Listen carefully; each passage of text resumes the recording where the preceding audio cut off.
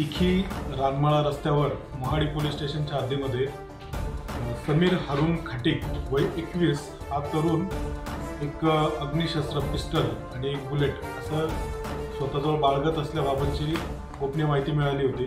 त्या अनुषंगाने PSI Chetan Munde, police हवालदार प्रशांत चौधरी, पोलीस हवालदार आशिष वानखेडे, पोलीस हवालदार हर्षल चौधरी, कमलेश गिरी, कमलेश सूर्यवंशी, राहुल गिरी अशा सर्वांची टीम त्या ठिकाणी पाठवली असता त्यांनी खात्री केली आणि सदर व्यक्तीच्या जवळ आम्हाला पिस्टल आणि बुलेट मिळून आले।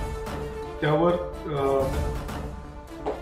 भारतीय शस्त्र अधिनियम कलम 325 प्रमाणे मोहाडी पोलीस स्टेशन येथे गुन्हा दाखल करण्यात आलेला आहे व मोहाडी पोलीस स्टेशनच्या वतीने पुढील योग्य ती कारवाई करण्यात येईल।